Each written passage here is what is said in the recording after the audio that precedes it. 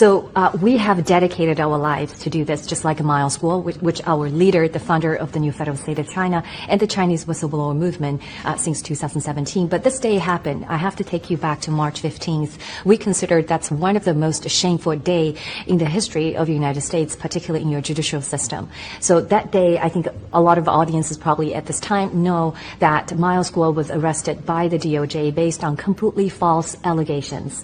And since then, he had been held basically in detention, and the prosecutor in the Southern District of New York actively argued against bail. So I wanted to ask you, like, when you hear about this events happening on March 15th, you were a prosecutor, as you said, you put criminals into jails and you're making sure the justice is upheld. But what do you see here? Is there any oddity that you observed on that day?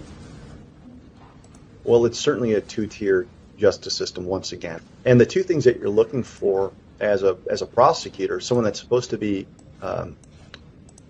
focusing on justice and whether justice is being served, is whether the person that's accused is a flight risk or a danger. And what you go from are someone's, previous criminal history. And to my knowledge, there is no, criminal history with respect to Miles Guo on financial,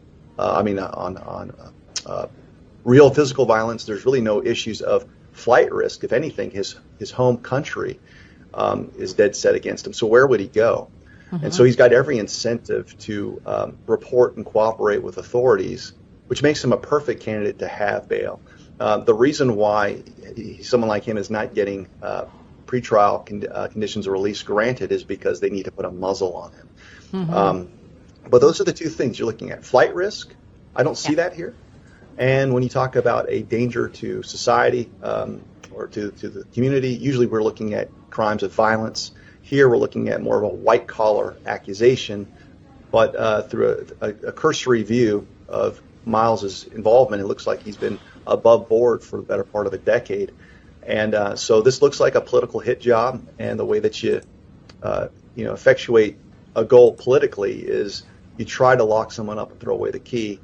And it's really difficult because the media, if the media is on the side of the truth teller, could do quite a bit to help the situation of Miles Guo. But legacy media has been captured, and it's going to be a difficult problem to solve. So you're basically going to be left with patriot podcasters, second-tier media as your only outlet.